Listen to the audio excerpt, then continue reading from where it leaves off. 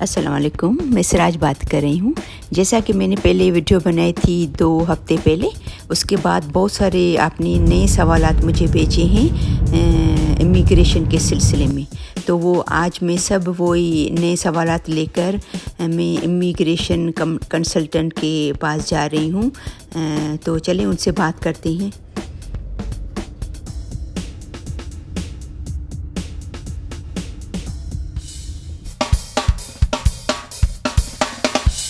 अस्सलामुअलैकुम, आप लोग सब कैसे हैं? खैरियत से हैं? जैसा कि मैंने लास्ट टाइम इमिग्रेशन के हवाले से वीडियो बनाई थी तो आप लोगों को सबको पसंद आई थी और कुछ नए यहाँ पर देखने वाले हैं या जो पहले से मेरी वीडियोस देखते हैं और कुछ नए हैं, तो उन्होंने फिर कुछ इसके अलावा जो हमने सवालात इमिग्रेशन के हवाले से डिस्कस किए थे, दूसरे क्वेश्चन है वो मैं आयशा से डिस्कस करूं कि उसके क्या जवाब आते हैं, क्योंकि ये कंसल्टेंट है, ये आपको बताएंगी कि ये सब प्रोसेस क्या होता है। तो आयशा, अस्सलाम वालेकुम। वालेकुम सलाम। कैसे हैं आप? ठीक है, बिल्कुल ठीक। थैंक यू सो मच कि लास्ट टाइम भी आपने हेल्प की थी और बताया था हमारे नाजरीन को जो उनके क्वेश्चन थे, आपने बहुत अच्छी तरीके से समझाया, उनको भी समझ में आया। तो आज फिर मुझे कुछ जो मेरे नए देखने वाले थे उन्होंने भी नए क्वेश्चन मुझसे पूछे, तो मैं कुछ वो जो मेन कॉमन क्वेश्चन थे वो मैं आज लेकर आई हूँ। तो मोस्टली जो है वो स्पाउस के हवाले से वो क्वेश्चन है कि जो स्पाउस यहाँ पर अगर लड़की है या लड़का है कनाडा में, तो उसकी वाइफ को कैसे स्पॉन्सर करते हैं, कैसे बुलाया जाता है, तो उस सिलसिले में मेरे कुछ क्वेश्चन है। लेकिन इससे पहले कि हम लोग शुरू करें, तो जो मेरे नए जो हैं व्यूअर्स, जो नए सुनने वाले हैं, तो मैं चाहती हूँ आप छोटा सा अगेन अपना तारुफ करा लें, अपना नाम और तारुफ करा लें कि आप क्या मतलब करते हो। Hello viewers, my name is Ayesha Rauf और मैं कनाडा में रेगुलेटेड कंसल्टेंट हूँ, इमिग्रेशन कंसल्टेंट, और हमारी रजिस्टर्ड कंपनी है that is called Ash immigration services. और इस ऐश इमिग्रेशन सर्विसेज के अंडर हम every sort of immigration services we provide to the clients and customers। और इस सबसे भी और आगे कंटिन्यू करने से पहले मैं आप सबसे रिक्वेस्ट करूँगी कि सिराज रहीम का यूट्यूब चैनल, उसको सब्सक्राइब करें, उसको लाइक करें if you find the information in this video useful. क्योंकि पिछली बार भी जो हमने वीडियो बनाई उससे इतनी ज़्यादा पजीराई हुई। सिराज ने बहुत अच्छी सी वीडियो आप लोगों के लिए कंपाइल की थी। The purpose was public service. तो in return subscribe and like the channel. और हम तो यहाँ पर मौजूद हैं ही आपके सारे सवालात के जवाब देने के लिए। Thank you Siraj. Thank you so much Ayesha. तो सबसे मोस्ट कॉमन जो क्वेश्चन है कि what is the general process to sponsor your spouse if you have PR. अगर आपके पास पीआर है तो आप कैसे अपने स्पाउस को स्पॉन्सर कर सकते हो? बिल्कुल, देखिए स्पाउसल स्पॉन्सरशिप को अगर हम इस वक्त 2 हिस्सों में डिवाइड कर लें कि एक सिचुएशन आपकी होती है जब आप पीआर हैं, स्पॉन्सर पीआर है। एक सिचुएशन होती है जब स्पॉन्सर कैनेडियन सिटीजन होता है। अभी सवाल हो रहा है कि जब स्पॉन्सर पीआर है, उस सिचुएशन में प्रोसेस इस तरह से है कि आप कनाडा से बाहर रहते हुए अपने स्पाउस को स्पॉन्सर नहीं कर सकते। इसकी मैं एग्जांपल आपको ऐसे देती हूँ, आप इंडिया, पाकिस्तान, बांग्लादेश या किसी और कंट्री में आपने जाके शादी की, लेकिन आप अभी पीआर हैं, तो वाइल लिविंग इन इंडिया और पाकिस्तान और Bangladesh you can not file an application for spousal sponsorship. You have to come back to Canada and then file the application. दूसरी सिचुएशन है कि अगर आप कैनेडियन सिटीजन हैं and then you go and get married to any country outside Canada, आप India, Pakistan या बांग्लादेश में हैं, आपने शादी कर ली है, आप कैनेडियन सिटीजन होने के नाते ये आपको प्रिविलेज है, एडवांटेज है कि अब आप अपनी स्पाउसल स्पॉन्सरशिप एप्लीकेशन उस कंट्री से भी लगा सकते हैं। लेकिन इसमें भी एक आपको चीज़ का ध्यान ये रखना है कि you have to satisfy the immigration officer that at the time when your spouse is entering Canada you will be accompanying your spouse. यानी आपने अपने स्पाउस के साथ कनाडा आना है जब उनका स्पाउसल एप्लीकेशन प्रोसेस होकर एक्सेप्ट हो जाएगी। तो ये 2 सिचुएशंस हैं, एक डिफरेंट है कैनेडियन सिटीजन के लिए और डिफरेंट है पीआर होल्डर के लिए। Thank you Ayesha. तो मुझे शायद समझने में मैं चाहती हूँ थोड़ा सा क्लियर कर लें जी जी। ताकि मेरे जो सुनने वालों को ये क्लियर हो जाए कि पीआर वाले स्पॉन्सर नहीं कर सकते। नहीं, पीआर वाले, पीआर और सिटीजन दोनों स्पॉन्सर कर सकते हैं। ओके। लेकिन सिचुएशन इनकी थोड़ी सी डिफरेंट है ओके। कि पीआर वाले कनाडा से बाहर रहकर नहीं अप्लाई कर सकते, उन्हें कनाडा आकर करना होगा। समझ गई। कर दोनों ही सिचुएशन में कर सकते। Okay okay, thank you so much. अच्छा, मेरा सेकंड क्वेश्चन है, तो अभी यहाँ पर कैनेडियन सिटीजन का भी हो गया और पीआर का भी हो गया, ठीक है। तो अभी मेरा सेकंड क्वेश्चन है, how long does it takes to sponsor your spouse? कितना टाइम लगता है आप जब अपने स्पाउस को स्पॉन्सर करते हो? देखिए, कोई बहुत फिक्स टाइम नहीं है प्रोसेसिंग, क्योंकि डिपेंड्स अपॉन बैकलॉग। और अगर आपने लेट्स से कोई आपने ड्यूरिंग एप्लीकेशन कोई चीज़ आपने मिस कर दी और उन्होंने आपसे वो मांग ली दोबारा, तो नॉर्मल टाइम तो हम 12 से 14 महीने यानी 12 to 14 मंथ्स कहते हैं। लेकिन अगर उन्होंने आपसे कोई चीज़ आपसे एप्लीकेशन में मिस हो गई थी और उन्होंने आपसे दोबारा ली है, तो फिर थोड़ा सा टाइम और बढ़ जाएगा। अदरवाइज 12 से 14 महीने, कीप दैट इन माइंड। तो इसका मतलब है क्या ये डिपेंड करता है कि जैसे किसी ने कहा कि मेरे बेटे की शादी हुई थी तो उसकी वाइफ 6 महीने में आ गई, ये तकरीबन 5 से 6 साल पहले की बात है, तो क्या ये टाइम के हिसाब से डिपेंड करता है कि कभी किस टाइम पे प्रोसेस ज़्यादा फास्ट हो जाता है या किस टाइम पे ये प्रोसेस स्लो होता है? तो आजकल जो है वो तकरीबन 12 से 14 महीने लग रहे हैं आजकल जो हम इस वक्त पोस्ट कोविड दौर से गुजर रहे हैं। 17 महीने इमिग्रेशन में सब कुछ क्लोज रहा था बिल्कुल। तो बैकलॉग भी वो डील कर रहे हैं, CIC और न्यू एप्लीकेशंस भी एक्सेप्ट हो रही हैं साथ साथ, तो इसीलिए भी हम कंसीडर कर सकते हैं कि ये देर हो रही है। तो आपका मतलब है कि ये जो 12 से 14 महीने 15 महीने लग रहे हैं वो आजकल इस दौर में, राइट? इससे पहले कम भी लगते थे, इससे पहले कम लगती थी, right? Okay okay, thank you Ayesha. और मेरा नेक्स्ट क्वेश्चन, कौन सी चीज़ें चाहिए होती है? What sort of things you need to prove your relationship with the spouse? आपको कौन सी चीज़ें चाहिए होती हैं जब आप अपने स्पाउस को करते हो स्पॉन्सरशिप? ये बहुत अच्छा क्वेश्चन है और ये बात हमें सबको जहन में रखनी चाहिए कि देखिए, एक चेकलिस्ट होती है जो कि आपको वेबसाइट्स पे हो सकता है मिल जाए, नहीं तो आपका कंसल्टेंट आपको बताएगा।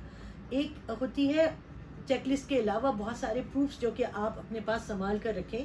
अगर आप अपने बेटा बेटी की शादी करने जा रहे हैं या आप खुद एक स्पॉन्सर हैं और सिटीज़न या PR हैं और बैक होम जा रहे हैं शादी के लिए, सबसे पहली बात तो ये कि ये शादी डेफिनेटली जेन्युइन होनी चाहिए। अब हम इमिग्रेशन ऑफिसर को आप कैसे सेटिस्फाई करेंगे कि this is a genuine wedding? उसका तरीका ये है, टेक लॉट्स ऑफ फोटोज़, बहुत सारी पिक्चर्स लें और ये कि फिर उन फोटोज़ के आप नीचे डेट और ऑल द पार्टिसिपेंट्स, और उस फोटो में जिस तरह चाचा, मामा, फुप्पो, फ्रेंड जो कोई भी है उनके नाम भी नीचे लिखिए, जिन्होंने शादी अटेंड की है, जिनके साथ शादी अटेंड हुई है। जिस तरह ग्रुप फोटो है, ग्रुप फोटो में सबके नाम लिखें, डेट लिखिए, ओकेजन लिखिए कि ये ढोल की थी, ये मायूं है, ये मेहंदी है, या ये इंगेजमेंट का फंक्शन है, या इंगेजमेंट और शादी के दरमियान का। एक तो फोटोज़ एंड फोटोज़ हमें बहुत सारी चाहिए, ये एक ये हो गया प्रूफ। सेकंड ये कि डेफिनेटली शादी का कार्ड, वो तो देखिए यहाँ पर भी पता है कि बन जाता है, हो या नहीं हो। अब वो कैसे मानेंगे कि जेन्युइन शादी है? दूसरी बात ये डेफिनेटली निकाहनामा, प्रूफ ऑफ मैरिज सर्टिफिकेट जो कि रजिस्टर्ड हो बैक होम से, जो भी आपकी रजिस्ट्रेशन मैरिज रजिस्ट्रेशन ऑर्गेनाइजेशन है वहाँ पर आप बैक होम में है, बिल्कुल पक्का काम हो। ये नहीं कि जी मस्जिद में निकाह हुआ था या ये कि मंदिर में बढ़ाया था, वो नहीं, प्रॉपर आपको चाहिए वेरिफिकेशन के साथ। नंबर 3, आप हनीमून पे अगर गए हैं वो फोटो, उसके अलावा चैट्स, अगर आप लोग अगर क्या सभी करते हैं व्हाट्सएप पर या अगर कोई और मीन्स है आपका अपने स्पाउस के साथ चैटिंग का, उसका सारा आप रिकॉर्ड रखिए और वो प्रिंट करके आप एप्लीकेशन में लगाएंगे। नेक्स्ट, आपने ईमेल्स अगर हुई हैं वो, अगर अच्छा दूसरा ये कि शादी हॉल बुक हुआ था शादी के लिए, उसकी रिसीट रखिए। अगर आपने इवेंट ऑर्गेनाइजर के साथ ऑर्गेनाइज किया था, उसकी रिसीट रखें। लिस्ट ऑफ गेस्ट्स भी आप प्रूफ के तौर पर दे सकते हैं कि जी हमारी शादी हुई थी, ये लोग आए थे, इनके फ़ोन नंबर्स ये हैं, फोन नंबर ये देखिए, ये आप ऐड कर रहे हैं, ये आपको किसी चेकलिस्ट में नहीं प्लस मिलेंगे। पॉइंट है, आप समझेंगे, बिल्कुल आपका और भी स्ट्रांग होगा। ये बात, जितनी ज्यादा आप इंफॉर्मेशन दे सकते हैं उतना अच्छा उतना केस आपका पक्का होगा। बिल्कुल। फिर अगर देखिए नॉर्मली ये होता है कि आपने बैक होम गए, शादी की, तो अब ये कि फाइनेंसेस स्पाउस के आपके साथ शेयर होने लगते हैं। जो आपने बैंक अकाउंट खोला है और उसमें जो मनी ट्रेल पैसे आ रहे जा रहे हैं, वो भी आपका प्रूफ बहुत अच्छा है। अगर कोई घर ले लिया है रेंट पर मिलके, उस घर का लीज एग्रीमेंट जो कि दोनों के नेम्स के अंडर हो, so on and so fourth. And कोई नहीं है, लेकिन ये कि जस्ट कीप इन माइंड जितने आप डॉक्यूमेंटेड प्रूफ दे सकते हैं वो दीजिए। यानी आपका मतलब है आप जितनी ज्यादा से ज्यादा इन्फॉर्मेशन आप सेव करके रखें, यानी आपसे कभी कुछ भी आपसे पूछ सकते हैं। बिल्कुल। आपकी कन्वर्सेशन हुई है, आपके ईमेल्स आपने स्पाउस को भेजे हैं, फोन किया है या मैसेजेस भेजे हैं, तो आप उसकी वो जो एक आपको बहुत छोटा सा इंसिडेंट बताती हूँ कि एक केस रिजेक्ट होकर यूँ आया कि वीज़ा ऑफिसर ने कहा कि स्पाउस हैप्पी नहीं दिख रही अपनी शादी में। अब कुछ स्पाउस सीरियस होती हैं, कुछ कम मुस्कुराती हैं, तो उन्होंने कहा स्पाउस हैप्पी नहीं है मैरिज में, which means she doesn't want to come to Canada. फिर अच्छा एक केस ऐसा आया, फिर जाहिर है वो प्रूफ प्रोवाइड करके स्पाउस है उन्होंने तो आने। एक ये आया कि ये इतनी छोटी वेडिंग क्यों है, आपके ये इंडियन, पाकिस्तान, बांग्लादेशी वेडिंग्स तो ह्यूज होती हैं, तो आपकी वेडिंग में 10 लोग क्यों दिख रहे हैं? समझिए, ये छोटी छोटी, because they know our culture, they know the wedding is not complete without at least having 100 to 200 guest. तो वो आप उनको सेटिस्फाई करने के लिए चीजें रखिए। Okay, thank you.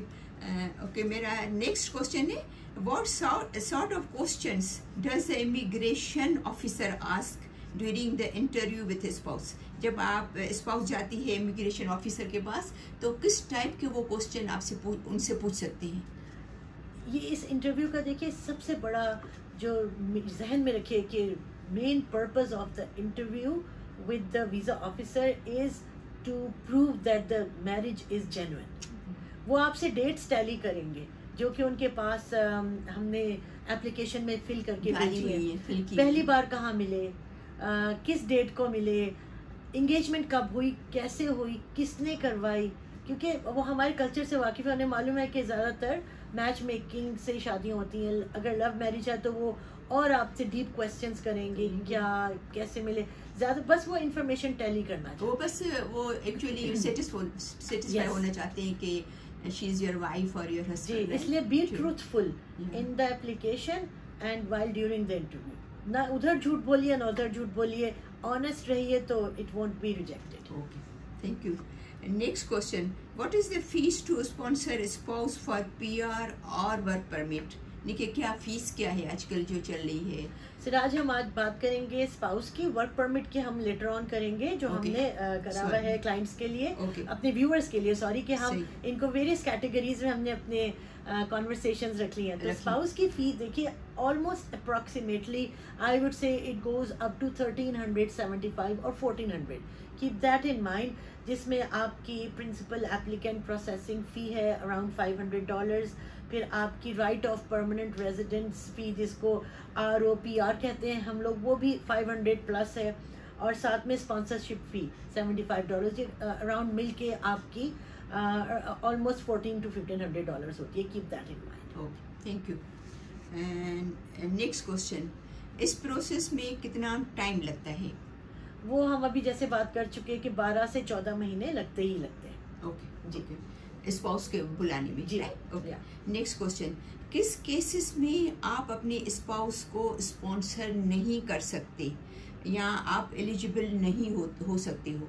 ये भी बहुत इम्पोर्टेंट क्वेश्चन है, बल्कि सारे सवालों से पहले एक यही सवाल आता है कि क्या आप बीइंग अ स्पॉन्सर एलिजिबल हैं to sponsor your spouse. Second portion इसका ये है कि क्या आपका स्पाउस एलिजिबल है टू एंटर कनाडा। तो हम पहले सवाल की तरफ जाते हैं कि बीइंग अ स्पॉन्सर आपका एलिजिबिलिटी क्राइटेरिया क्या है। First of all, you need to be 18 years और प्लस ओल्डर। सेकंड, आपका कोई बैंक्रप्सी नहीं होनी चाहिए, और अगर आपने बैंक्रप्सी डिक्लेयर की थी at any time during your stay in Canada, वो आपकी क्लियर हो जानी चाहिए। कोई टाइम पीरियड होता है 3 to 7 years, I am not very clear about it at present. Bankruptcy clear होनी चाहिए। थर्ड, आपने सोशल असिस्टेंस नहीं ले रहे। Now keep in mind social assistance is different as compare to EI। तो EI इज़ फाइन क्योंकि वो आपके एम्प्लॉयमेंट बेनिफिट्स हैं जो कि आप कई दफ़ा ले ऑफ हो गए या कुछ जो भी है जब आपके पास जॉब नहीं होती जी। लेकिन सोशल असिस्टेंस ये है कि जब आप कैनेडियन गवर्नमेंट को कह रहे हैं कि you are not able to find a job और नॉट एलिजिबल टू वर्क या जो भी है, और वो आपको हर महीने असिस्टेंस प्रोवाइड कर रहे हैं फाइनेंसेस की शक्ल में, उस सूरत में आप एलिजिबल नहीं हैं। तीसरा, अब अगला पोर्शन आ जाता है। अच्छा, तीसरा ये कि और आपने इमिग्रेशन ऑफिसर को सेटिस्फाई करना है कि आपके पास इनफ फाइनेंसेस हैं to support your spouse when he or she arrives in Canada. Second portion था कि आपका स्पाउस जो है वो एलिजिबल है। उसके लिए पहली बात 18 ईयर्स प्लस होना चाहिए स्पाउस को। नेक्स्ट, उसको एडमिसिबल टू कनाडा होना चाहिए, विच मीन्स कि कोई क्रिमिनल कन्विक्शन उनके ऊपर नहीं है, जिसके लिए आपको बायोमेट्रिक्स और पुलिस क्लियरेंस सर्टिफिकेट प्रोवाइड करना होता है।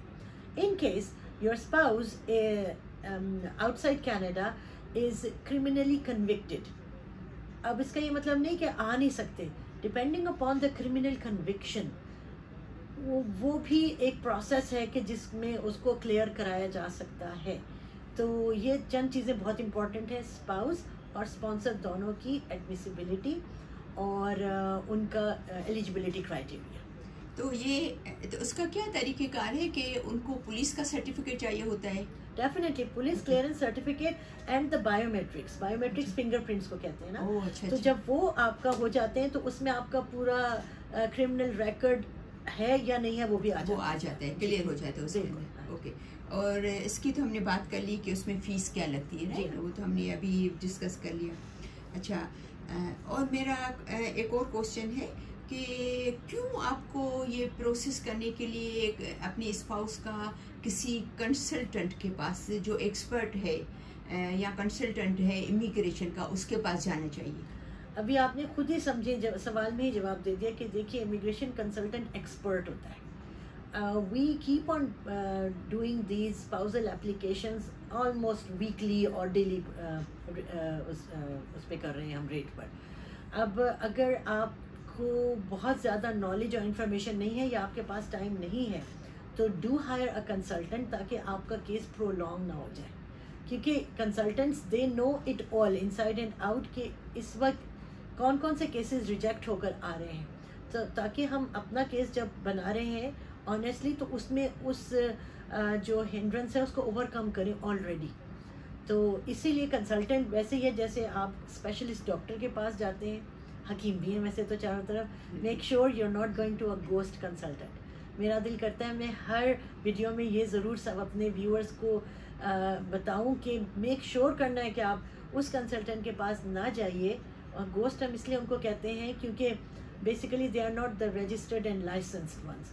वो अपने CPD hours, professional development hours, continual जो है प्रोफेशनल डेवलपमेंट नहीं कर रहे हैं। So they are not aware of a lot of things happening in IRCC। Thank you so much Ayesha.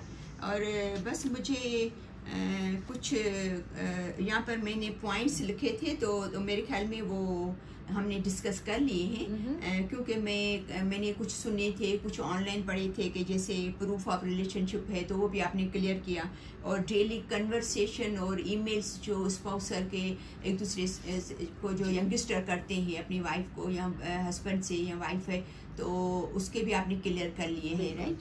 तो ये मैंने कुछ पॉइंट्स लिखी थी जो आपने, थैंक यू सो मच, आपने ऑलरेडी इसको क्लियर कर लिया है। एक चीज़ मैं और कहूँगी सिराज, ओके, कि देखिए हमने पिछली वीडियो भी बनाई, मेरे टिकटॉक्स भी होते हैं, और ये चीज़ भी मैं अपने व्यूअर्स से ज़रूर कहती हूँ कि कंसल्टेंट्स को भी रब्ता करते हुए डू आस्क देयर अवेलेबिलिटी।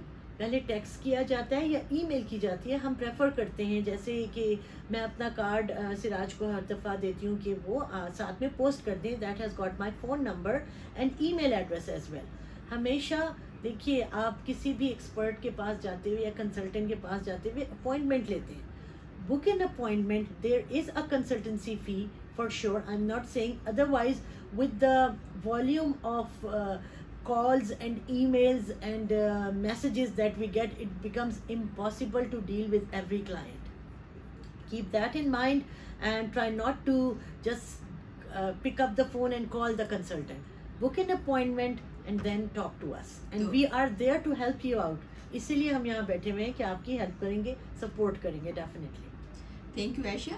तो आपके हिसाब से आप क्या समझते हैं कि सबसे बेस्ट तरीका है पहले ईमेल करना चाहिए जी कि भाई मुझे ये काम है आपसे, या मुझे मेरा ये केस है मैं आपसे डिस्कस करना चाहता हूँ, तो उसके लिए हम फ़ोन कॉल जो है वो कब मैं फ़ोन कर सकता हूँ, या आप मुझे कर सकते हो, या हम इस पर चैट कर सकते हैं, इस पर व्हाट्सएप पे या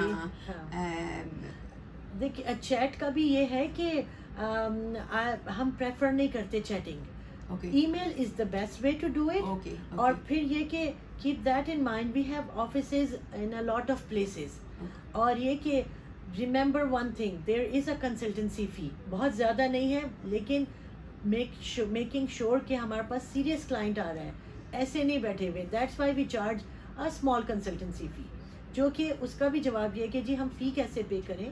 पाकिस्तान में हमारे अकाउंट्स हैं, इंडिया में हमारे अकाउंट्स हैं, will give you the local account number, आप उसमें फ़ी पे कीजिए, हमसे अपॉइंटमेंट बुक होगी आपकी, and then we can give you a quality 30 minutes of consultancy. Thank you so much Ayesha.